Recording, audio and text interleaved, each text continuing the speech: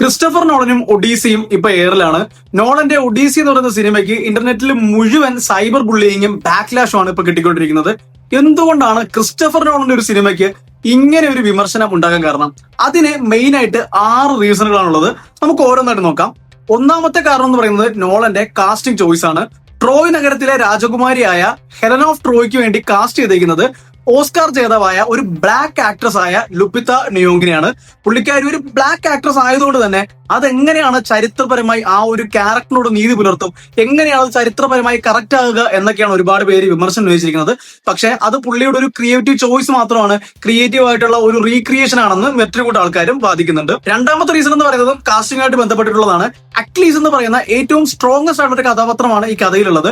ഈ കഥാപാത്രത്തെ അവതരിപ്പിക്കുന്നത് എലിയറ്റ് പേജ് എന്ന് പറയുന്ന ഒരു ട്രാൻസ് ആക്ടർ ആണെന്ന് പറഞ്ഞ് ഒരുപാട് റൂമേഴ്സ് വന്നിരുന്നു. ട്രോയ് എന്ന് പറയുന്ന സിനിമയിലെ ബ്രാഡ് പിറ്റ് ചെയ്ത് ഏറ്റവും അനശ്വരമാക്കിയ ഒരു ക്യാരക്ടറാണിത്. ഇത് എന്തിന് ഒരു ട്രാൻസ് ആക്ടറിന് കൊടുത്തു?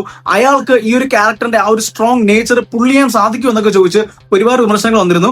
പക്ഷേ ഏറ്റവും റീസെന്റ് ആയിട്ട് വന്ന അപ്ഡേറ്റ് പ്രകാരം അത് വെറും റൂമേഴ്സ് മാത്രമാണ്. പുള്ളി ആ ഒരു ക്യാരക്ടർ അല്ല, വേറെ ക്യാരക്ടറാണ് ഈ സിനിമയിൽ ചെയ്യുന്നത്. മൂന്നാമത്തെ കാര്യം എന്ന് പറയുന്നത് ട്രെയിലർ റിലീസായതിനു ശേഷം ഉണ്ടായ ക്യാരക്ടേഴ്സിന്റെ ആ ഒരു സംഭാഷണ ശൈലിയാണ്. ഹോമറിന്റെ ആ ഒരു ക്ലാസിക്കൽ വർക്കിന്റെ ഒരു ക്ലാസിക്കൽ അഡാപ്റ്റേഷൻ ആണ് ആൾക്കാരൊക്കെ എക്സ്പെക്ട് ചെയ്തത്. പക്ഷേ ഒരുപാട് മോഡേൺ അമേരിക്കൻ ആക്സൻസിന്റെ യൂസ് ട്രെയിലറിൽ കാണാൻ പറ്റി. ഡാഡ്, ഡാഡി അങ്ങനെയുള്ള ഒരുപാട് വേർഡ്സ് വരുന്നുണ്ട്.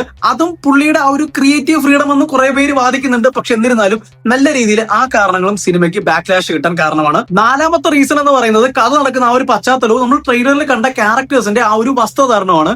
യഥാർത്ഥത്തിൽ കഥ നടക്കുന്നത് ബ്രോൺസ് ഏജിലാണ്. പക്ഷേ ട്രെയിലറിൽ കാണിച്ചിട്ടുള്ള കഥാപാത്രങ്ങളുടെ വസ്ത്രധാരണവും അവരുടെ ആയുധങ്ങളും അവർ ഉപയോഗിച്ചിരിക്കുന്ന ആഭരണങ്ങളും അതിൽ ഉപയോഗിക്കുന്ന ഷിപ്പുകൾ പോലും ആ ഒരു കാലഘട്ടത്തോട് നീതി പുലർത്തുന്നില്ല എന്ന് ഒരുപാട് ചരിത്രകാരന്മാർ പറയുന്നുണ്ട്. പക്ഷേ ഇത് ഒരു ക്രിയേറ്റീവ് അഡാപ്റ്റേഷൻ മാത്രമാണ്. ആ ഒരു നോവൽ അതേപോലെ ക്ലാസിക്കായിട്ട് എടുത്ത് വെക്കാതെ നോളൻ തന്റേതായിട്ടുള്ള രീതിയിൽ റീക്രിയേറ്റ് ചെയ്യുകയാണെന്നും ഒരുപാട് ആൾക്കാർ നേരത്തെ പറഞ്ഞത് തന്നെ വാദിക്കുന്നുണ്ട്. അഞ്ചാമത്തെ കാര്യം ഈ യൂണിവേഴ്സൽ സ്റ്റുഡിയോ എടുത്ത ആ ഒരു സ്ക്രീനിങ് സ്ട്രാറ്റജിയോട് ബന്ധപ്പെട്ടിട്ടാണ്. നോർമലി ഇങ്ങനത്തെ സിനിമകളൊക്കെ റിലീസ് ആകുമ്പോൾ സോഷ്യൽ മീഡിയ ഇൻഫ്ലുവൻസേഴ്സിന് ഒരു പ്രിവ്യൂ ഷോ കാണിക്കാറുണ്ട്. പക്ഷെ ഇത്തവണ ട്രഡീഷണൽ ഫിലിം ക്രിറ്റിക്സിനെ മാത്രമേ ആ ഒരു പ്രിവ്യൂ ഷോയ്ക്ക് ഇൻവൈറ്റ് ചെയ്തിട്ടുള്ളൂ. നോർമൽ റിവ്യൂസിനെയും ഇൻഫ്ലുവൻസേഴ്സിനെയും ഒന്നും ഇൻക്ലൂഡ് ചെയ്തില്ല.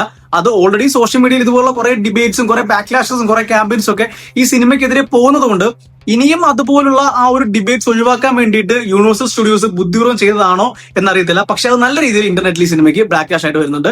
ആറാമത്തെ റീസൺ എന്ന് പറയുന്നത് ട്രെയിലർ റിലീസായതിനു ശേഷം വന്നൊരു കണക്കാണ്. അതായത് ഈ സിനിമയുടെ ട്രെയിലറിന് ലൈക്സിനേക്കാൾ കൂടുതൽ ഡിസ്ലൈക്ക് കിട്ടി എന്ന് പറഞ്ഞിട്ട് ഒരു പോസ്റ്ററും ഒരു ക്യാമ്പയിനും നല്ല രീതിയിൽ ഇന്റർനെറ്റിൽ സ്പ്രെഡ് ആയിരുന്നു. പക്ഷെ അതൊരു തേർഡ് പാർട്ടി ആപ്ലിക്കേഷനിൽ നിന്ന് കിട്ടിയ വെറും കണക്ക് മാത്രമാണ്. അതിന് ഒഫീഷ്യലായിട്ട് സ്ഥിരീകരിച്ചിട്ടുള്ള റിപ്പോർട്ടുകളോ ഒന്നും തന്നെ ഇല്ല. വെറും ഒരു റൂമർ മാത്രമായിട്ടാണ് അത് ഒതുങ്ങുന്നത്. പക്ഷെ ഇങ്ങനെയുള്ള ഒരുപാട് കാരണങ്ങൾ കൊണ്ട് ചരിത്രത്തിൽ ആദ്യമായിട്ട് ക്രിസ്റ്റഫർ നോളന്റെ ഒരു സിനിമയ്ക്ക് വളരെ നല്ല രീതിയിൽ സൈബർ അറ്റാക്കും നെഗറ്റീവ് വോമും കറങ്ങുന്നുണ്ട്. പക്ഷെ എങ്ങനെയാണ് ആ സിനിമ വർക്കൗട്ട് ആകാൻ പോകുന്നത്, ഈ ഒരു പ്രശ്നങ്ങളൊക്കെ എങ്ങനെയാണ് ടാക്കിൾ ചെയ്യാൻ പോകുന്നത് നമുക്ക് കാത്തിരുന്ന് തന്നെ കാണാം. ഈ പ്രശ്നങ്ങളെക്കുറിച്ചും ഈ വരുന്ന വിമർശനങ്ങളെ കുറിച്ചും ഒക്കെ, ഈ ഒരു കോൺട്രവേഴ്സിയെ കുറിച്ചൊക്കെ നിങ്ങളുടെ അഭിപ്രായം എന്താണ്, നിങ്ങൾക്ക് എന്താണ് തോന്നുന്നതെന്ന് വീഡിയോയുടെ താഴെ കമന്റ് ചെയ്യും.